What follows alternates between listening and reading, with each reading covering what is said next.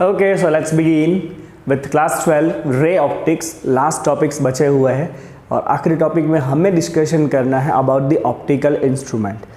The best optical instrument is human आई, जिसके बारे में हम ऑलरेडी डिस्कशन कर चुके हैं। राइट, आज हम बात करेंगे about the microscope and telescope. Right, सबसे पहले बात करते हैं माइक्रोस्कोप के बारे में। तो माइक्रोस्कोप मेनली दो टाइप के होते हैं।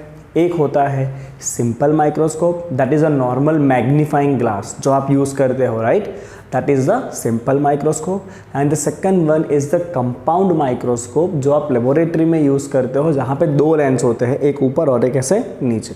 राइट, तो पहले हम बात करेंगे अबाउट सिंपल माइक्रोस्कोप।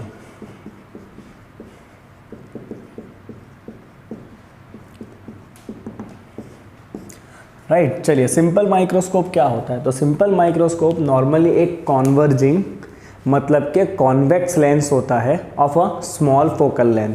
तो it is a converging lens of small focal length. Right, चलिए करना क्या होता है, ये कॉन्वेक्स लेंस क्या करेगा, तो हमें जिस ऑब्जेक्ट को देखना है उस ऑब्जेक्ट को हम इस कॉन्वेक्स लेंस के फोकल लेंथ के अंदर रखेंगे। राइट, तो अगर लेंस के फोकल लेंथ के अंदर आपने ऑब्जेक्ट रखा तो लेंस क्या करेगा, उसका एक virtual erect and magnify image बनाएगा and that image we are gonna see. Right, तो हम क्या करेंगे भाई, object kept within focal length.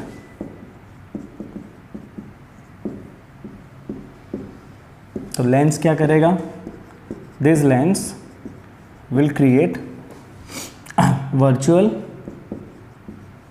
Erect and magnified image. चलिए, अब जो लेंस आपका जो इमेज बनाने वाला है वो इमेज कहाँ बनेगा, तो वो इमेज ऐसी जगह बनना चाहिए जहाँ पे आप इमेज को क्लियरली देख सको। राइट, तो नॉर्मली हम कितने डिस्टेंस तक क्लियरली देख सकते हैं, that is 25 centimetre, that is called as near point, जो हमने कल सीखा था। अगर कोई भी चीज़ नियर पॉइंट से और अंदर है तो फिर आप उसको क्लियरली नहीं देख पाओगे। तो हम यहाँ पे सिंपल माइक्रोस्कोप के मैग्नीफिकेशन का फॉर्मूला बनाएंगे। एक केस में हम देखेंगे जहाँ पे ये सिंपल माइक्रोस्कोप या जो आपका मैग्नीफाइंग ग्लास है वो इमेज बनाएगा नियर पॉइंट के ऊपर। राइट, और दूसरा हम देखेंगे जहाँ पे सिंपल माइक्रोस्कोप इमेज क्रिएट करेगा इन्फिनिटी के ऊपर। राइट, ऐसा करने से फ़ायदा ये होगा कि अगर इमेज इन्फिनिटी के ऊपर है तो आपको वो इमेज बहुत ही रिलैक्स आई के साथ आप देख सकते हो, बिल्कुल भी आपकी आंखों को स्ट्रेन नहीं पड़ेगा। तो हम मैग्नीफिकेशन के फॉर्मूला बनाएंगे। सबसे पहले मैं लिखूंगा बच्चा image at near point D. दो केसेस का हम डिस्कशन करेंगे। राइट, चलिए तो एक ले लेते हैं बच्चों सिंपल सा आपका magnifying glass. This is the simple magnifying glass. Right, चलिए सपोज ये उसका फोकस है एफ। राइट, और हम ऑब्जेक्ट कहाँ रखने वाले हैं, विद इन द फोकस। तो हमने ऑब्जेक्ट जो देखना है वो हमने यहाँ पे रखा है। चलिए दो रे लेते हैं हम, एक रे सीधा ले लेंगे। राइट, जो रिफ्लेक्शन के बाद कहाँ से पास होगा, दूसरी तरफ के फोकस में से पास होगा। ओके, और दूसरा एक रे ले लेते हैं जो हम सीधा ऑप्टिकल सेंटर में से पास करवा लेते हैं। अब ये रे दोनों आगे जाके तो मिलेंगे नहीं बिकॉज डाइवर्ज हो रहे हैं, तो हम क्या करेंगे, इनको वर्चुअली पीछे की तरफ ऐसे खींचेंगे। And you can see they are suppose to meet here. तो यहाँ पे एक वर्चुअल इमेज क्रिएट होगा। You can see this is of enlarge size. और ये इमेज कहाँ बनेगा बच्चों, नियर पॉइंट के ऊपर बनेगा। देखो, तो मैंने इमेज कहाँ बना दिया, लेंस से हमने इमेज को बना दिया नियर पॉइंट के ऊपर। और आप लेंस को आँख के बहुत ही पास रखते हो। राइट, मैग्नीफाइंग ग्लास जो यूज़ करते हैं उनको पता होगा कि हम ग्लास को आँखों के एकदम पास रखते हैं। राइट, तो ये डिस्टेंस आप लेंस से मेजर करो कि आँखों से मेजर करो, इतना मैटर नहीं करता है because you have to keep this glass very close to your eyes. Right, चलिए अब हम इसके लिए मैग्नीफिकेशन का फॉर्मूला बना देते हैं। राइट, तो हम सिंपल सा फॉर्मूला यूज़ करेंगे जो हम नॉर्मल लेंस के लिए यूज़ करते हैं। तो नॉर्मल लेंस के लिए मैग्निफिकेशन होता है v by u, this is the normal magnification, right. चलिए, can I write this as v into 1 by u, v by u that is v into 1 by u, and you can use the length formula 1 upon v minus 1 upon u equal to 1 upon f, right। so this 1 upon u can be written as 1 upon v minus 1 upon f, लिख सकते हो ऐसा। क्या formula use किया हमने, 1 upon v minus 1 upon u equal to 1 upon f, right। तो this 1 upon u can be written as 1 upon v minus 1 upon F, जो हमने यहाँ पे यूज़ कर लिया है। समझ रहे हो आप इतना, राइट। चलिए आगे देखेंगे बच्चों, नेक्स्ट स्टेप में डेरिवेशन में क्या करना है हमें। तो हम इस v को अंदर जाने देंगे, तो you can write magnification is equal to, चलिए आपका v अंदर चला गया, तो ये हो गया आपका 1 माइनस v बाई एफ। क्या हो गया ये अंदर जाएगा तो v कट होगा, यहाँ पे आ गया v बाई एफ, ठीक है। चलिए बच्चों, इमेज कहाँ बना है, तो आपका इमेज बना है d के ऊपर, and that is in the front of lens, तो इमेज डिस्टेंस को हम लिखेंगे माइनस d। तो आपका जो इमेज बना है वो कहाँ बना है, नियर पॉइंट के ऊपर इन फ्रंट ऑफ लेंस, तो उसको हम लिखेंगे माइनस d। समझ गए हमने क्या लॉजिक यूज़ किया, एकदम सिंपल सा लॉजिक लगाया है, बहुत धार नहीं मारी है कोई, राइट। जहाँ पे आप लिख सकते हो कि इमेज कहाँ पर है, नियर पॉइंट के ऊपर है at minus d in the front of lens, right. तो ये हो गया बच्चों आपका मैग्निफिकेशन का formula 1 plus D by F. कब है ये फॉर्मूला, जब फाइनल इमेज कहाँ पे होता है, नियर पॉइंट पे होता है। कहाँ पे होता है बच्चा लोग, फाइनल इमेज नियर पॉइंट के ऊपर होगा, then you can use this formula when the final image is at the near point.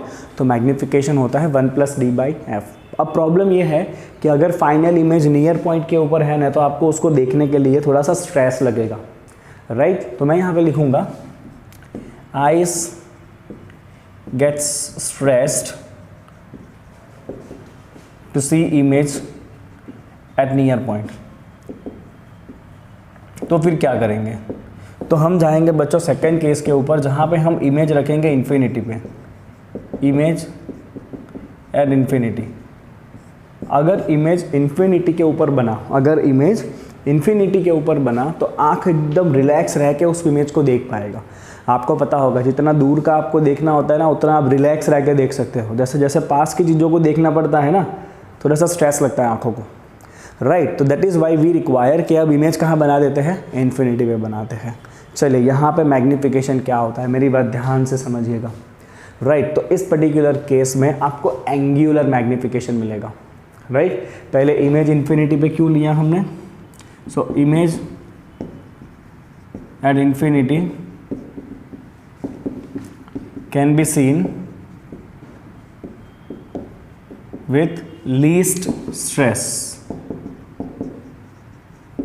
अभी इसका जो मैग्निफिकेशन का फॉर्मूला है ना, ध्यान से देखना बच्चों, इसका मैग्निफिकेशन का फॉर्मूला है angle made by image to the angle made by object, right. अब देखो मेरी बात ध्यान से, ये एंगल मेड बाय ऑब्जेक्ट का मतलब क्या है, एंगल मेड बाय ऑब्जेक्ट का मतलब है कि अगर आप डायरेक्ट लेंस को यूज़ किए बिना ऑब्जेक्ट को नियर पॉइंट पर रख रहे हो, लेंस को यूज़ नहीं करना है, और आपने ऐसे ही अगर ऑब्जेक्ट को नियर पॉइंट पे रखा, तो वो ऑब्जेक्ट आपकी आंखों में कितना एंगल सबटेंड कर रहा है, that is angle subtended by object. तो मैं यहाँ पे एक छोटा सा फिगर बनाता हूँ, देखो। तो ये आपका ऑब्जेक्ट है जो आप देखना चाहते हो, let's say height of object is h, और मुझे सपोज यहाँ से देखना है, right, and I have kept this object at near point, तो ही आपको दिखेगा, उससे अंदर तो दिखेगा नहीं। तो अगर आपने डायरेक्ट ऑब्जेक्ट को नियर पॉइंट पे रखा है, समझो, अगर आपने डायरेक्ट ऑब्जेक्ट को नियर पॉइंट पे रखा है, तो वो ऑब्जेक्ट आपकी आंखों में जो एंगल बनाएगा ना, उसे हम कहेंगे angle subtended by object, right. तो थीटा ओ क्या है बच्चों, theta O is angle subtended by object placed at near point. I hope it is clear to you. अब थीटा आई क्या है भाई, तो थीटा आई है angle subtended by image, right, when that image is created at infinity, when the image is created at where infinity, right. चलो पहले यहाँ से आप थीटा का वैल्यू कितना आएगा लिख दो, तो I can write ten theta is opposite side by hypotenuse h by d, लिख सकते हो ना, tan theta equal to h by d, and for the small angle you can write tan theta is nearly equal to theta. For small angle you can write tan theta is nearly equal to theta. This is what I have used. ठीक है, चलिए now theta ओ का काम हो गया, अब बाकी बचा थीटा आई। चलिए थीटा आई होता है एंगल, एक फिगर बना लेते हैं पहले फिर लिखते हैं डेटा। तो अब हम क्या करेंगे, देखिए बच्चों, हमने अब लेंस लिया जो हमें लेना था, और अब हमें ऑब्जेक्ट कहाँ, हमें इमेज कहाँ चाहिए, इमेज हमें इन्फिनिटी पे चाहिए। इमेज इन्फिनिटी पे तब मिलेगा जब आप ऑब्जेक्ट कहाँ रखोगे, फोकस के ऊपर रखोगे। तो हम क्या करेंगे, सपोज ये आपका फोकस है, तो हम ऑब्जेक्ट को एग्जैक्ट फोकस पे रखेंगे।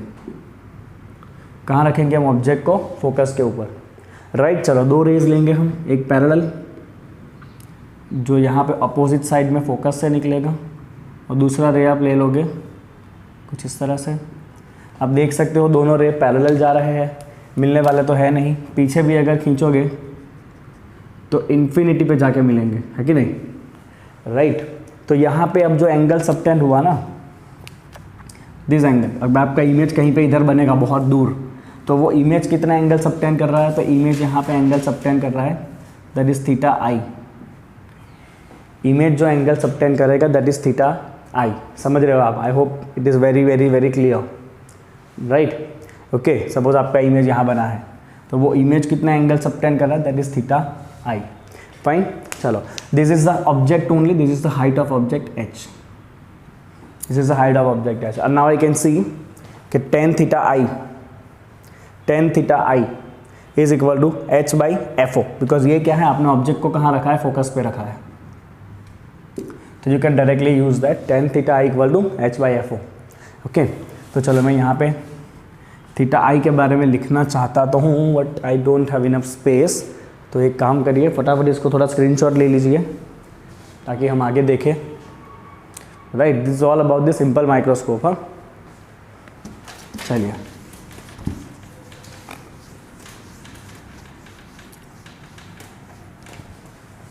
Let's solve that. तो आपका जो दूसरा एंगल है बच्चों थीटा ओ, वो क्या है, theta O is angle subtended by image created at infinity with eye. समझ लिए आप ये क्या है, वो समझ में आ गया आपको, दोनों एंगल क्या है वो। इसे हम एंगुलर मैग्निफिकेशन कहते हैं। क्या कहते हैं इसको हम, this is called angular magnification, theta I by theta O. Theta आई क्या है भाई, थीटा आई मतलब ऑब्जेक्ट जो एंगल बनाएगा, ऑब्जेक्ट कहाँ रखा है, नियर पॉइंट के ऊपर, लेंस के बिना, राइट। थीटा ओ क्या है, sorry theta O is the angle subtended by object as near point, and theta आई क्या है, angle subtended by image. Image कहाँ बना है, इन्फिनिटी के ऊपर, राइट। तो फिगर से आप देख सकते हो, बहुत ईजी है। Ten theta I is equal to height of object, image तो यहाँ बना होगा कहीं, that doesn't matter, divide by F O, and for small angle you can write this as theta I. So now I have got both the angle, theta I भी आ गया है, theta ओ भी आ गया है।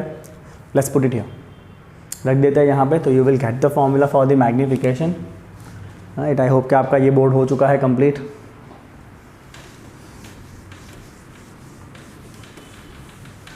नहीं, अभी सोचा था मैग्नीफाइंग ग्लास यूज़ करते हो, कितने खतरनाक इसका फॉर्मूला होता है वो।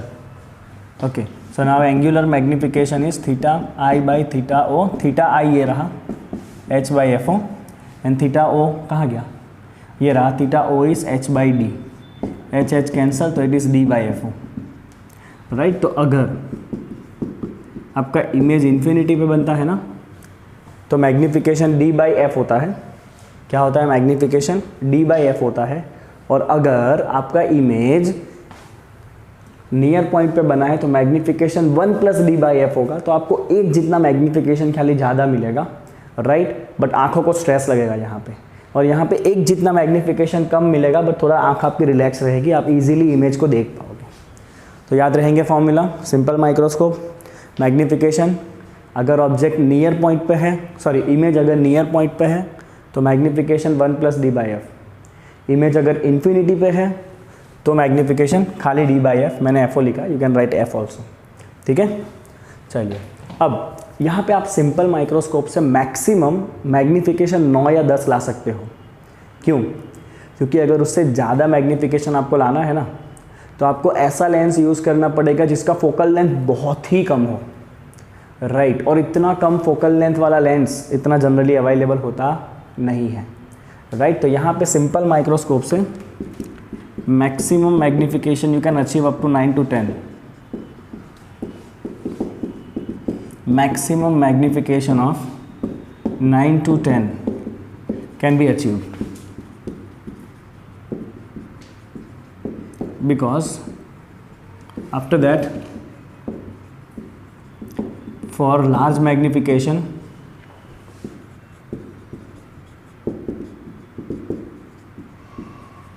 lens of very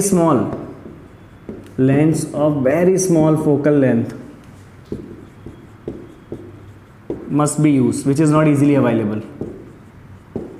तो इसका सॉल्यूशन करना पड़ेगा। कहाँ तो खाली 9 से 10 का ही मैग्नीफिकेशन मिल रहा है, तो हम क्या करेंगे बच्चों, हम अब यूज़ करेंगे कंपाउंड माइक्रोस्कोप, जहाँ पे आपके पास 2 लेंस रहेंगे, ठीक है। चलिए इसको कंप्लीट करिए, इसके बाद हम कंपाउंड माइक्रोस्कोप करेंगे। ओके चलिए बच्चों बात करते हैं कंपाउंड माइक्रोस्कोप। कंपाउंड माइक्रोस्कोप में बेसिकली 2 लेंस रहते हैं। एक लेंस ऑब्जेक्ट के पास होगा जिसे हम ऑब्जेक्टिव कहते हैं, जो छोटी साइज़ का रहेगा, मतलब उसका अपर्चर कम होगा, राइट, और उसका फोकल लेंथ भी कम रहता है। दूसरा लेंस जो आपकी आंखों के पास होता है, right, that is called as eye piece, जिसका अपर्चर भी बड़ा होगा, राइट। उसका अपर्चर क्या रहता है, बड़ा रहता है, बड़ी साइज़ का होगा वो, और उसका फोकल लेंथ भी ज़्यादा रहता है। यहाँ पे होगा क्या, तो जो आपका पहला लेंस होगा ना, दैट इज़ ऑब्जेक्टिव लेंस, वो एक रियल इन्वर्टेड इमेज बनाएगा, और वो रियल इन्वर्टेड इमेज दूसरे लेंस के लिए ऑब्जेक्ट का काम करेगा, राइट। और वो ऑब्जेक्ट या फिर आपका दूसरा जो लेंस है दैट इज़ आई पीस, वो फाइनल एक बड़ा सा इमेज क्रिएट करेगा, ठीक है। चलो तो मैं आपको यहाँ पे लिख के देता हूँ, देयर विल बी 2 लेंसेस।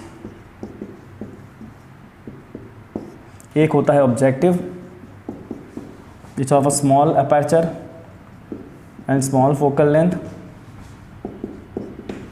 दूसरा होता है eyepiece, it is of large aperture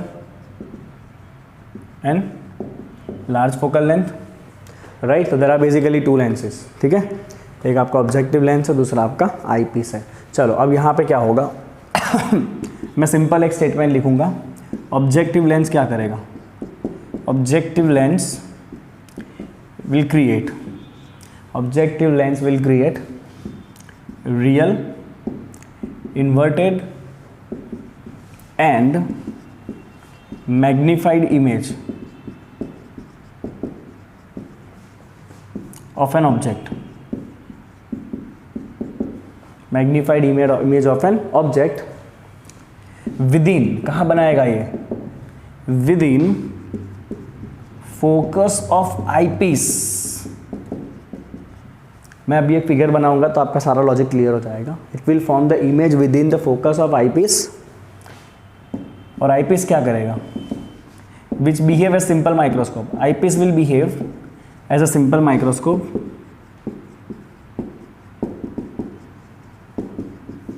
to produce large inverted and virtual image,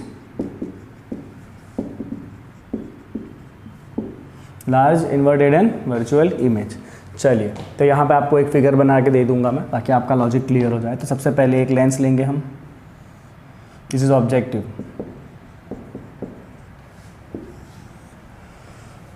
right, ये आपका पहला लेंस है। मैं पता नहीं सारे फिगर जो है वो थोड़े से टेढ़े मेढ़े ही बन रहे हैं मेरे, कोशिश करता हूँ सीधा करने की। लेंस तो एक भी सीधा बन ही नहीं रहा है। हाँ अब बना। चलो ठीक है, तो ये पहला लेंस हो गया आपका ऑब्जेक्टिव। हम क्या करेंगे, हम ऑब्जेक्ट को ऑब्जेक्टिव के सामने रख देंगे, रख दिया ऑब्जेक्ट को। चलिए 2 रेज लेने वाले हैं। पहला रे सीधा जाएगा, जो रिफ्लेक्शन के बाद के ऑब्जेक्टिव के फोकस में से निकलेगा, तो ये है फोकस ऑफ ऑब्जेक्टिव, जिसे हम कहते हैं सेकंड फोकस। लेंस को 2 फोकस होते हैं, एक इस तरफ होगा जिसको प्राइमरी फोकस कहेंगे, एक इस तरफ होगा जिसको हम सेकेंडरी फोकस कहेंगे, राइट। तो this is secondary focus of objective lens, okay. और दूसरा हम लेंगे सीधा ऑप्टिकल सेंटर में से पास होता हुआ रे। अभी आपके पास तो स्केल है ना, को तो मुझे हमारे पास एक्सपीरियंस है, हाँ बनाइए, राइट। चलो तो यहाँ पे एक इमेज बनेगा, आप देख सकते हो इमेज थोड़े बड़े साइज़ का है। पर कभी भी पहले से 2 लेंस बनाना मत, इसमें 2 लेंस बनाओगे तो आपको 10 बार फिगर साफ करना पड़ेगा। पहले एक ही लेंस बनाओ, उसका इमेज क्रिएट कर लो। अब ये जो इमेज बना ना, ये इमेज बनना चाहिए आईपीस के फोकस के पास। तो देखो मैंने फिर बाद में आईपीस का फोकस बना दिया, जहाँ पे इसने इमेज बनाया वो आईपीस के लिए फोकस रहेगा, राइट, ओके। और यहाँ पे आप रख दो आईपीस बड़े से साइज का, this is the eyepiece, right, okay. चलिए यहाँ से आपके रे रिफ्रैक्ट होंगे। आई होप कि आपको दूसरा रे भी दिख रहा है, दिखे रहा है ना। चलो यहाँ से आपका रिफ्रैक्शन होगा, थोड़ा बहुत डाइवर्ज होने वाले हैं रे आगे जाके, तो आगे जाके तो मिलेंगे नहीं। तो if you are observing from किया, आपको इसको क्या करना पड़ेगा, ऐसे पीछे की तरफ कर बेटा एक्सटेंड। अभी यहाँ कोई एक्सपीरियंस काम नहीं आएगा मेरा, कोशिश करते हैं,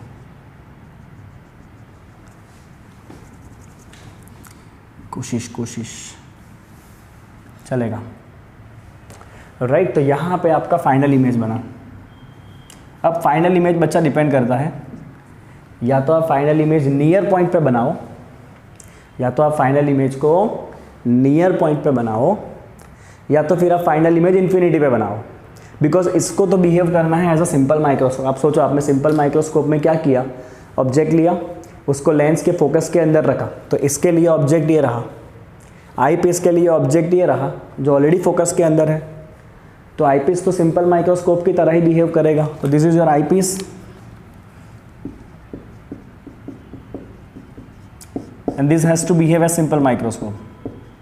This has to behave as simple microscope, right? This will behave as a simple microscope. चलिए बच्चों, now whenever you have combination of the 2 lenses, तो overall magnification क्या होता है?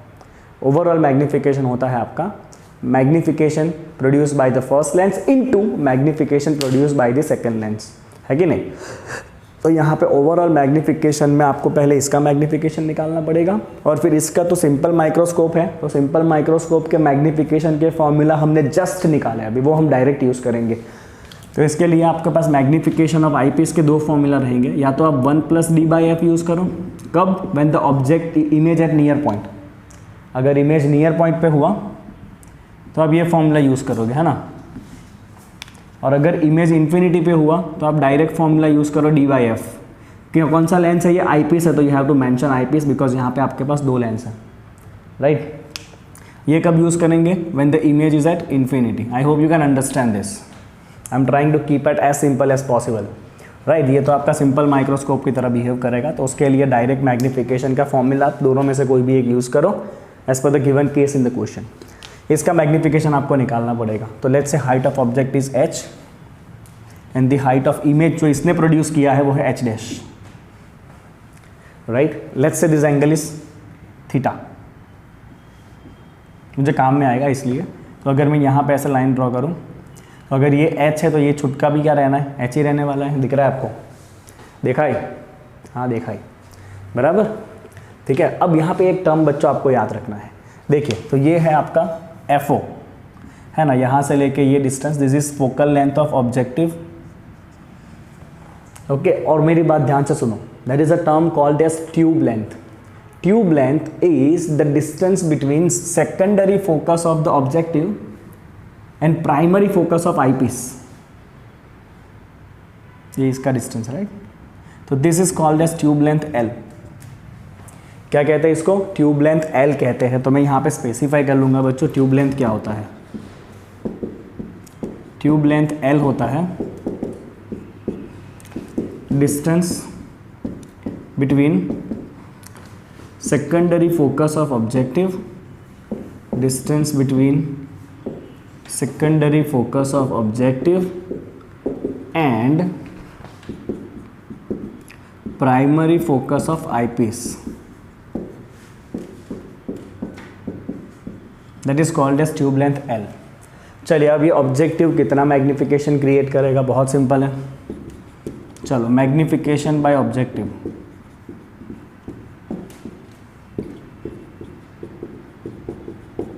ध्यान यहाँ पे सबका। तो मैग्निफिकेशन होता है height of image by height of object, है ना। बाय ऑब्जेक्टिव है तो इसलिए हम एमओ लिख रहे हैं उसको। तो ऑब्जेक्टिव लेंस ने इमेज बनाया है एच डैश साइज का, ऑब्जेक्ट है उसके लिए एच का, तो उसके लिए मैग्निफिकेशन होगा H dash by H, right. अब मुझे ना एक फिगर दिख रहा है जिसमें मैं ये छोटा सा जो ट्राइंगल है ना, इस ट्राइंगल से मैं लिखना चाहता हूँ टेन थीटा। क्या लिखना चाहता हूँ उससे मैं? Tan theta. देखिए टेन थीटा क्या होगा वहाँ पे आपका, right. So I can write here from a triangle tan theta. If you can see tan theta is equal to opposite side h है, adjacent side है FO focal length, h by FO। मैं आपको एक एक step यहाँ पे दिखा रहा हूँ क्लियरली कि कहाँ से क्या लिख रहे हैं हम। tan theta is equal to h by FO। Okay, एक एंगल सेम एंगल यहाँ भी तो बना है, इस तरफ भी तो एंगल है। तो अगर यहाँ से आप लिखना चाहो तो tan theta is equal to h dash, tan theta is equal to h dash by tube length L, because this is nearly tube length. Exactly तो फोकस पे इमेज नहीं बन रहा है, बट वी ट्राई कि इमेज जितना बने उतना फोकस पे बने, राइट। समझ गए? तो ये वाला जो ट्राइंगल इधर बन रहा है ना, इस ट्राइंगल से आप लिख सकते हो tan theta is equal to H dash by L, H dash by L. तो बस तो मैंने दो ट्राइंगल को कंपेयर कर लिया, ठीक है।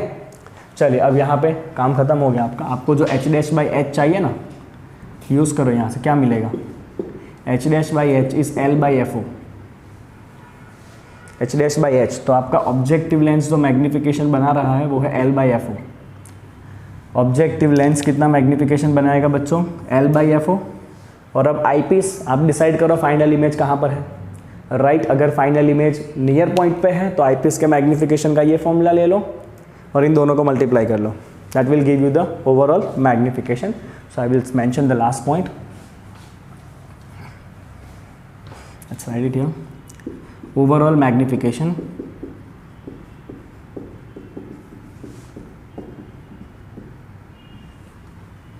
तो overall magnification is objective magnification into eyepiece magnification. Objective magnification is L by FO, focal length of objective, L is tube length. अब आईपीस के मैग्निफिकेशन के दो फॉर्मूला है, you can use any of the formula. चलो आप ये formula पहले use करो, 1 प्लस डी बाई एफ ई। तो ये फॉर्मूला कब होगा? जब फाइनल इमेज नियर पॉइंट पे है। और you can use M O into M E. Objective magnification तो फिक्स ही है, L by F O. Eyepiece magnification you can take like this, D by F E, right. तो ये formula कब use करेंगे? When final image at near point. तो ये formula आप यूज़ करो। And when the final image are infinity, तो ये वाला फॉर्मूला यूज़ करो, सेकंड फॉर्मूला जो बना है वो। आई hope it is very clear. Second formula final image infinity का है, ये formula final image near point का है, राइट। तो इस तरह से आपका कंपाउंड माइक्रोस्कोप काम करेगा। जो आगे वाला आपका लेंस है ऑब्जेक्टिव, उसका काम है इस छोटे से ऑब्जेक्ट का थोड़ा सा एनलार्ज इमेज बना के देना, और वो इमेज कंपलसरी आई पीस के फोकस के अंदर गिरना चाहिए, राइट। जितना बने उतना फोकस के पास रहना चाहिए, ताकि आई पीस क्या करेगा, इसका जितना बने उतना बड़ा इमेज बना के दे जो आप देख सको। तो this is how microscope works and I hope it is clear to you. Microscope कैसे काम करता है वो, ओके। पहले सिंपल माइक्रोस्कोप और फिर कंपाउंड माइक्रोस्कोप। चलिए एक फटाफट करिए, अब टेलीस्कोप देखेंगे हम। ओके चलिए, नेक्स्ट ऑप्टिकल इंस्ट्रूमेंट आ गया है टेलीस्कोप। टेलीस्कोप आपने देखे होंगे, ऐसे लंबे लंबे ट्यूब्स होते हैं, राइट। और उसे हम यूज़ करते हैं to get the angular magnification of a distant object, जैसे कि स्टार है या प्लैनेट है, राइट। ओके चलिए, तो टेलीस्कोप को हम यूज़ करते हैं to get angular magnification of distant object. चलिए यहाँ पे भी आपके पास दो लेंस रहेंगे, एक लेंस जो ऑब्जेक्ट की तरफ रहेगा दैट इज ऑब्जेक्टिव, और यहाँ पे ऑब्जेक्टिव कैसा रहेगा, बड़ा रहेगा। Objective have large aperture and large focal length, while the eyepiece छोटी साइज का रहेगा, it has a large small aperture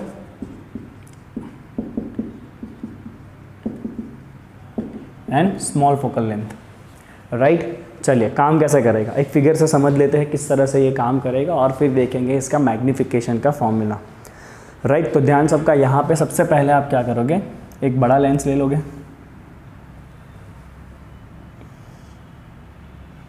this is objective lens, this is the optical axis of objective lens. चलिए अब normally आप distant object देखना चाहते हो तो distant object are generally considered as infinity. तो इन्फिनिटी से आने वाले रेज कैसे होते हैं, पैरेलल होते हैं। तो लेट्स कंसिडर दो पैरेलल रेज आ रहे हैं, एक ये पैरेलल रेज है, चलिए इसका रिफ्रैक्शन होगा, थोड़ा सा ये बेंट हुआ, राइट। और दूसरा पैरेलल रे आप ले लो सीधा जो ऑप्टिकल सेंटर में से ही पास हो रहा है, और जो रे ऑप्टिकल सेंटर में से पास होगा उसका कोई रिफ्रैक्शन होता नहीं है। एक्चुअली मैंने एक्सिस थोड़ा नीचे बना दिया था, अरे यार, I want to pass the ray, आपके पास तो स्केल हो जाएगा फटाफट, है ना, जो like this you can have it, right. ऐसा आप कुछ कर सकते हो, यहाँ पे ऑप्टिकल सेंटर में से ये पास होना चाहिए, ठीक है। चलिए ये रे ऑप्टिकल सेंटर में से पास हुआ है, सीधा निकल जाएगा विदाउट एनी रिफ्रैक्शन। आप देख सकते हो कोई भी रिफ्रैक्शन हुआ नहीं है, ओके। तो जहाँ पे ये दोनों रे मिलेंगे यहाँ पे एक इमेज क्रिएट होगा, जो डिस्टेंट ऑब्जेक्ट है बहुत दूर, उसका यहाँ पे एक रियल इमेज क्रिएट होगा, और वो रियल इमेज कहाँ पे होगा, वो रियल इमेज होगा at the focus of objective, क्योंकि ऑब्जेक्ट इन्फिनिटी पे था, ऑब्जेक्ट इन्फिनिटी पे था, तो इमेज कहाँ बनता है, फोकस के ऊपर बनता है। तो this is the focus of the objective and this is focal length of objective lens FO, this is okay. अब आपको ध्यान ये रखना है कि ये जो इमेज बना है ना, वो इमेज आई पीस के फोकस के ऊपर बन जाए या उसके फोकस के अंदर बने। मतलब जहाँ पे ऑब्जेक्टिव का फोकस है ना, वहीं पे आई पीस का भी फोकस रहे, उस तरह से आपको यहाँ पे दूसरा छोटा लेंस अरेंज कर देना है। Let me arrange it properly,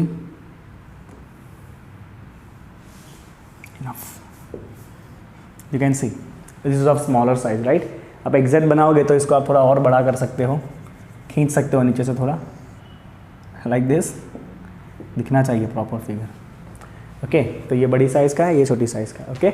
अब आप देख सकते हो बच्चों, इसके लिए आपका ऑब्जेक्ट कहाँ पर है, फोकस के ऊपर है। चलिए ये रेस को आप डाइवर्स करेंगे, अब मेरे पास इतना स्पेस नहीं है, हम लाइक दिस, चलिए तो आप इसको डाइवर्स कर दीजिए ऐसे, राइट। अब डाइवर्स करेंगे, इसको पीछे की तरफ खींचिए, then you will get the final image somewhere and you can see the image is highly enlarged, एक बड़ा सा आपको इमेज बना, राइट, ओके। तो यहाँ पे भी बच्चों क्या होगा, लाइट एंटर होगा ऑब्जेक्टिव में से, light from distant object enters in objective,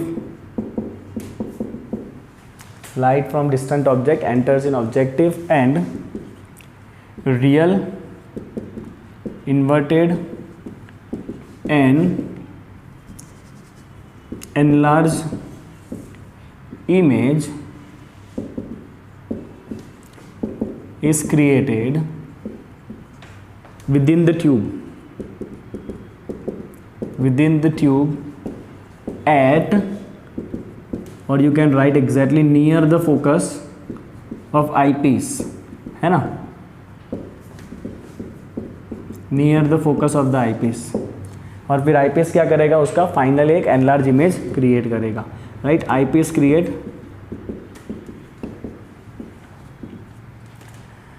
magnified and inverted image, inverted respect to original object.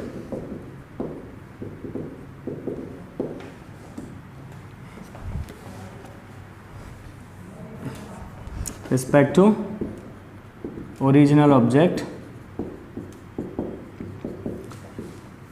either at infinity पे इमेज बनाएगा वो और at near point, right?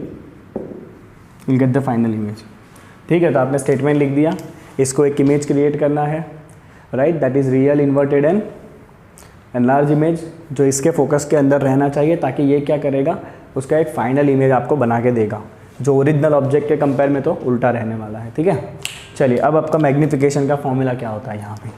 तो टेलीस्कोप के लिए बच्चों मैग्नीफिकेशन का फॉर्मूला होता है m = बीटा बाई अल्फ़ा। अब आप पूछोगे सर बीटा क्या है, अल्फ़ा क्या है, तो मैं आपको कहूँगा कि अल्फ़ा मतलब angle subtended by the image directly, sorry object होगा ना यहाँ पे आपका, तो ऑब्जेक्ट में से आने वाली लाइट डायरेक्ट लेंस के साथ कितना एंगल सबटेंड कर रही है, राइट? समझ रहे हो आप? That is angle is alpha. And beta का मतलब है कि जो फाइनल आपका इमेज बना है वो इमेज आंखों के साथ कितना एंगल क्रिएट कर रहा है, right? So that is basically beta is angle subtended by eye थोड़ी angle subtended by image at I divided by angle subtended by object at I, or you can say at lens। ठीक है, इतना समझ गए? चलिए अभी आपको कहीं से बीटा और अल्फ़ा लाना पड़ेगा। How will we get the beta and alpha, right? तो आप बहुत ही सिंपल काम कर सकते हो बच्चों बीटा और अल्फ़ा को लाने के लिए। So beta you can right from, देखो एक्चुअल में आपका ट्रायंगल तो ऐसे बना है, right? But you can nearly assume that कि अगर आप यहाँ से भी एक लाइन खींचोगे ना, ऐसे ये पूरा एजम्पशन पे है, ऐसे लाइन खींचोगे ना, तो ये एंगल भी आपका कितना रहेगा, बीटा ही रहेगा। आपको ऐसे एज्यूम करना है, right? Let's consider this is H. तो मैं यहाँ से लिख सकता हूँ beta angle is equal to H opposite side by ये एडजेसेंट साइड कितना रहेगा, तो this is the focus of I piece, right? तो बीटा रहेगा आपका नियरली, हाँ एग्जैक्ट नहीं, तो मैग्नीफिकेशन इज, बीटा की जगह आप लिख सकते हो, नियरली लिख रहा हूँ मैं, बीटा की जगह हम लिख सकते हैं H by focal length of I piece, और यहाँ से देखो अल्फ़ा की जगह आप लिख सकते हो H by focal length of objective, H will be cancel. तो magnification of the telescope is FO by FE। Telescope का मैग्नीफिकेशन क्या रहेगा, FO बाई FE रहने वाला है। Telescope has a magnification of FO by FE। Is it clear, right? तो ये हो गया बच्चों आपका theory of the refracting telescope. अब यहाँ पे आपका फाइनल इमेज उल्टा बन रहा है, तो अगर आप चाहते हो फाइनल इमेज सीधा हो, तो उसके लिए हम टेरेस्ट्रियल टेलीस्कोप यूज़ करते हैं, जिसमें एक और लेंस का पेयर होगा, उसका काम है खाली इमेज को सीधा करने का, राइट? तो एक और टेलीस्कोप का खाली हम जिक्र करेंगे यहाँ पे, टेरेस्ट्रियल टेलीस्कोप।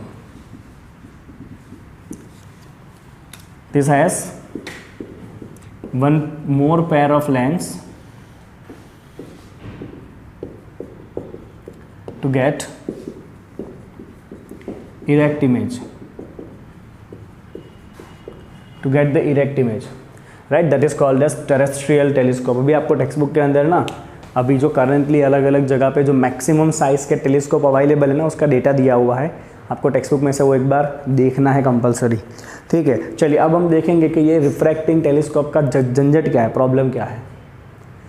तो रिफ्रैक्टिंग टेलीस्कोप पे बच्चों सबसे पहली बात, इसका जो मैग्नीफिकेशन रहेगा, राइट, या फिर इसका जो रिजोल्यूशन रहेगा। रिजोल्यूशन का मतलब है कि अगर दो ऑब्जेक्ट बहुत ही पास में है, राइट, तो उसका इमेज ये टेलीस्कोप कितना अलग अलग करके आपको दिखा सकता है, right? That is basically phenomena of the wave nature of the light, interference का फिनोमिना, जो आप अगले चैप्टर में एंड में वापस ये सब आएगा, बट वहाँ पे आपको इसको वेव नेचर से समझना है, ना कि रे के, ठीक है? तो रेजोल्यूशन और मैग्नीफिकेशन ये दोनों चीज़ें डिपेंड करता है कि कितनी लाइट एंट्री कर रही है, और कितनी लाइट एंट्री कर रही है वो डिपेंड करता है कि इसका अपर्चर कितना बड़ा है। जितना बड़ा इसका अपर्चर होगा उतनी ज़्यादा लाइट आएगी, उतना आपको क्लियर कट ऑब्जेक्ट देखने मिलेगा और उतने रिजोल्यूशन भी उतना ही ज़्यादा मिलेगा। अब दिक्कत क्या है, लेंस इतनी बड़ी साइज़ का आप नॉर्मली नहीं बना सकते हो, बिकॉज एक तो उसका मैन्युफैक्चरिंग कॉस्टली हो जाएगा, और दूसरा लेंस को सपोर्ट करना होगा ना तो आपको खाली एजेस से सपोर्ट देना पड़ता है। बीच वाला पार्ट तो रिफ्रैक्टिंग है, राइट, ट्रांसपेरेंट है, तो आपको सपोर्ट खाली एजेस से देना पड़ता है, और एजेस पे सपोर्ट करना मुश्किल काम है, टूट सकता है लेंस, राइट। तो ये सारी चीज़ों की वजह से अभी जो नई टेक्नोलॉजी है ना उसके अंदर लेंस की जगह पे कॉन्केव मिरर यूज़ होता है for the purpose of magnification, right, and that is called as reflecting telescopes. इसके बाद बात करेंगे, पहले इसके प्रॉब्लम हम लिख देंगे। Okay, let's write the problems of the refracting telescope. Problems of refracting telescope. पहला एक प्रॉब्लम है that is called as chromatic aberration. Chromatic aberration का मतलब है कि देखो लेंस में से लाइट आने वाला है, लेंस एक ट्रांसपेरेंट मीडियम है, जब लाइट आएगा तो पॉसिबिलिटी है कि कलर जो है वो डिस्पर्स हो जाए, राइट, कलर क्या हो जाए, डिस्पर्स हो जाए, और कलर अगर डिस्पर्स हो गए तो फैल जाएगा कलर और आपको इमेज इतना शार्प नहीं दिखेगा, right, that is called as a chromatic aberration. ये हो सकता है due to dispersion of light.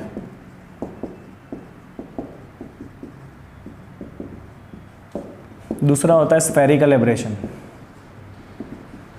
Spherical aberration का मतलब है कि अगर लेंस का कर्वेचर थोड़ा भी गड़बड़ हुआ ना लेंस के कर्वेचर में, तो इमेज आपको थोड़ा सा कैसा दिखेगा, गड़बड़ी वाला इमेज आपको थोड़ा सा दिखेगा, इमेज आपको एग्जैक्टली जैसा होगा वैसा नहीं दिखेगा, थोड़ा सा टेढ़ा मेढ़ा इमेज दिखेगा, right.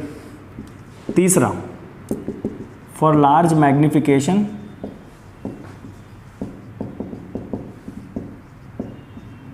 And resolution large aperture is needed. Large aperture of objective lens is needed. अब ये कैसा हो जाएगा, which is costly and also which is difficult to support. तो इतने सारे प्रॉब्लम है भाई एक रिफ्रैक्टिंग टेलीस्कोप के अंदर। तो इसे इसका सॉल्यूशन जो है that is the reflecting telescope. Reflecting telescope जिसके अंदर यूज़ होता है concave mirror. Concave mirror is used. अब देखो मिरर है तो लाइट का रिफ्रैक्शन नहीं होने वाला है, तो एब्रेशन बिल्कुल नहीं होगा, राइट। लाइट डिस्पर्स होने के चांस ही नहीं है। डिस्पर्शन ग्लास मीडिया में होता है, मिरर में होने वाला नहीं है, तो डिस्पर्शन ये एब्रेशन नहीं होने वाला है, राइट। दूसरी बात कि मिरर बड़ी साइज़ के आप आराम से बना सकते हो, क्योंकि मिरर में आपको करना क्या होता है भाई, मिरर के अंदर आप जितनी भी साइज़ का आपको चाहिए उतनी साइज़ का आप मेटालिक पूरा का पूरा फ्रेम बना लो, राइट, और उसके ऊपर आप सिल्वर कोट कर दो, हो गया मिरर। मिरर होता ही क्या है, silver coated on any surface, right, तो उसके ऊपर आप सिल्वर कोट कर दो, बन गया आपका ये। और दूसरी बात, मिरर को आप पूरे बैक से सपोर्ट दे सकते हो, राइट, पूरा बैक सपोर्ट के लिए आप यूज़ कर सकते हो, तो उसका सपोर्ट सिस्टम या उसका मैकेनिकल माउंटिंग भी ईजी रहता है मिरर का, राइट। ओके, चलिए अब यहाँ पे सपोज आपने एक कॉन्केव मिरर यूज़ किया, राइट। अब ऑब्जेक्ट बहुत दूर है, राइट, तो बहुत दूर से आने वाले लाइट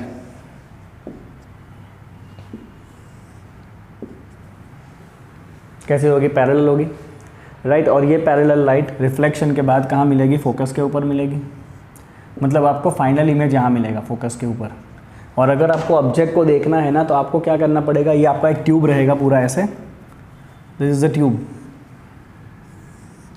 तो आपको क्या करना पड़ेगा, ट्यूब के अंदर जाके बैठना पड़ेगा और तब जाके आपको वो इमेज दिखेगा, राइट। अब ऐसा ही हो रहा था, ऐसा ही चल भी रहा था।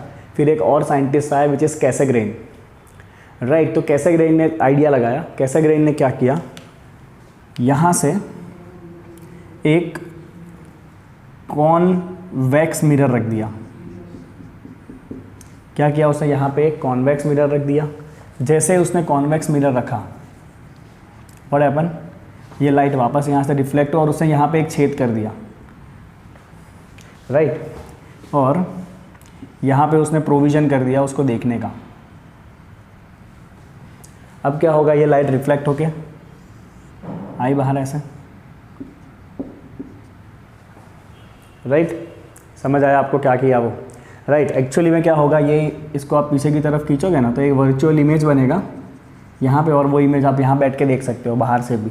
And this is called as a Cassegrain reflecting telescope. Exact spelling देख लेते हैं इसका, this is Cassegrain telescope, this is Cassegrain telescope, right, okay. चलिए, तो इस तरह से आप रिफ्लेक्टिंग टेलीस्कोप को भी यूज़ कर सकते हो। फाइन, तो यहाँ पे बच्चों खुशी खुशी अनाउंस करूँगा मैं कि रे ऑप्टिक्स का आपका पूरा टेक्स्ट बुक पार्ट कंप्लीट होता है with each and every theory. हमने कुछ भी स्किप किया नहीं है, हर एक थियरी को हमने डिस्कशन किया है, ठीक है। चलिए, अगले पार्ट में जब हम मिलेंगे तो बहुत बड़ा लंबा चौड़ा एनसीईआरटी एक्सरसाइज करना है, करीब 35 क्वेश्चंस है और सारे क्वेश्चन भारी भरकम रहने वाले हैं।